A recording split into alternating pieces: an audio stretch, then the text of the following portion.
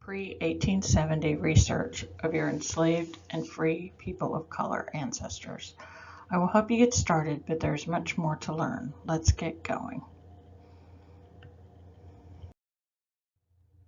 Finding your enslaved ancestors before 1870 can be very challenging.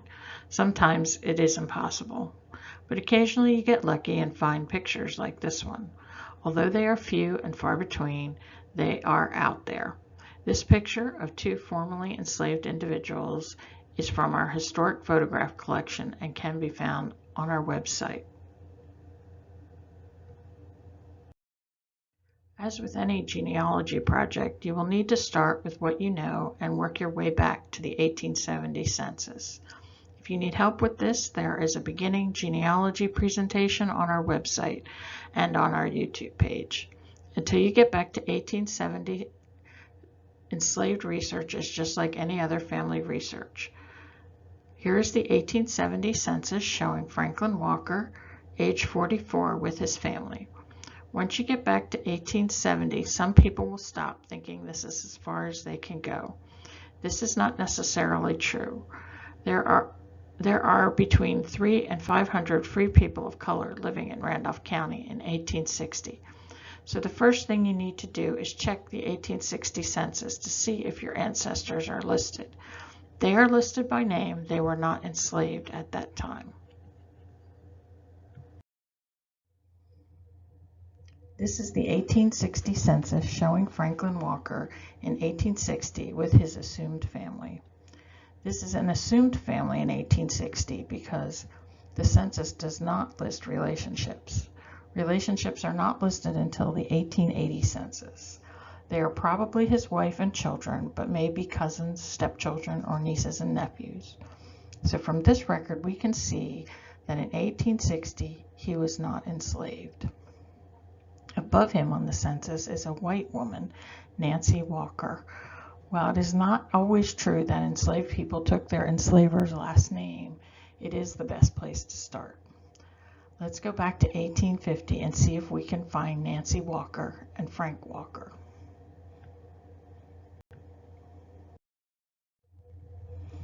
Here we see Franklin with his assumed father, James.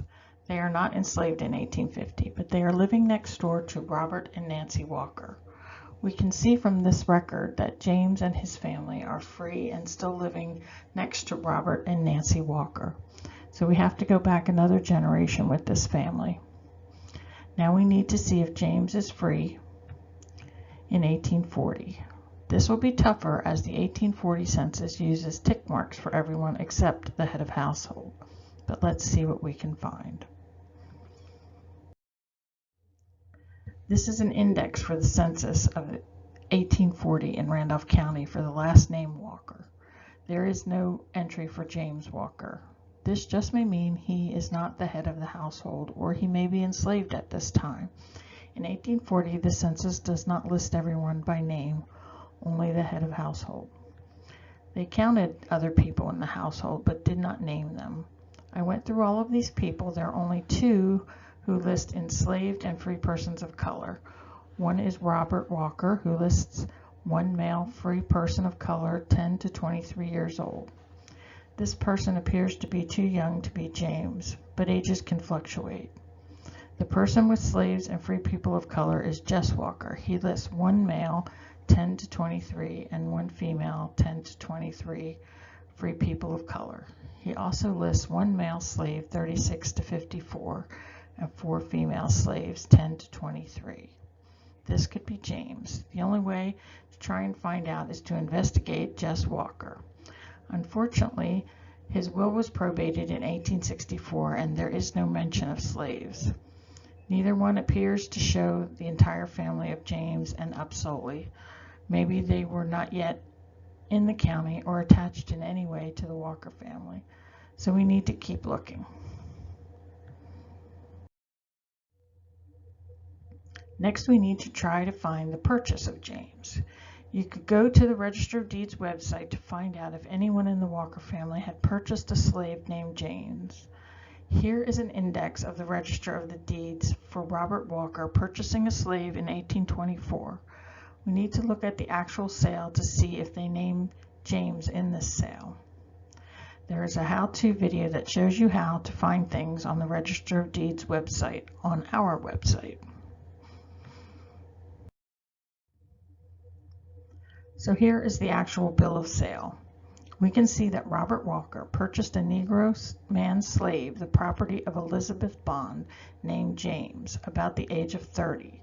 This is in 1824, so the black male slave listed in the 1840 census may be James. We also want to investigate Robert Walker to find out if he is a Quaker.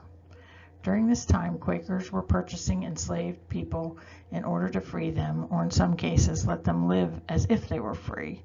There's an article in the North Carolina Historical Review in the winter of 1975 that describes the laws and the Quaker dilemma during this time. This can be found in the Randolph Room. Here is Robert Walker in 1830. As you can see, there is a male slave of the right age to be James, and free people of color the right ages to be his wife and children. Whether or not a person was born enslaved depends upon the mother, and whether or not she was enslaved, so her children would be born free.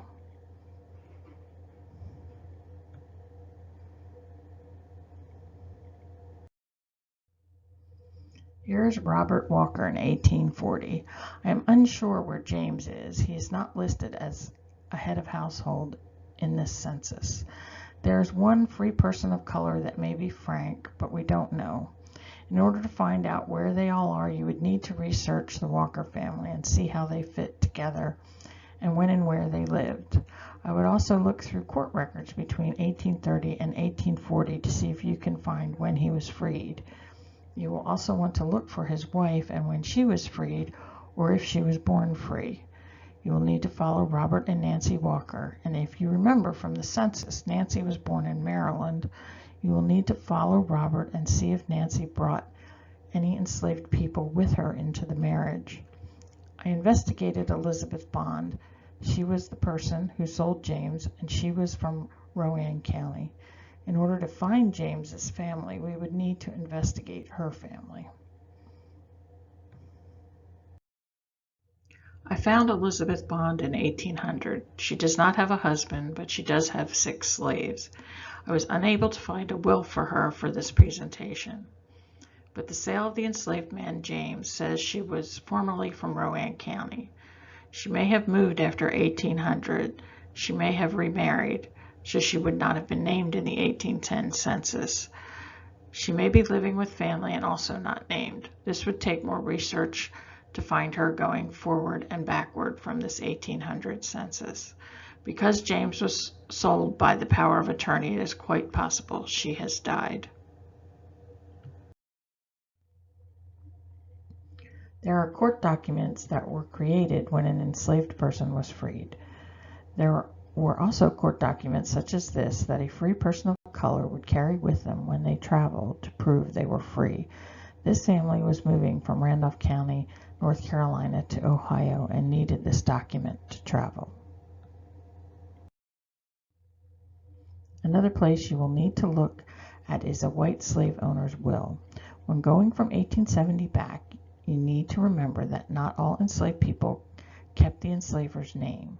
A lot did, but they may also have decided on a favorite enslaver or their mother's enslaver, or just picked a name that they liked. This is an excerpt from Alexander Gray's will, where he talks about his 119 slaves. He has a very large probate file.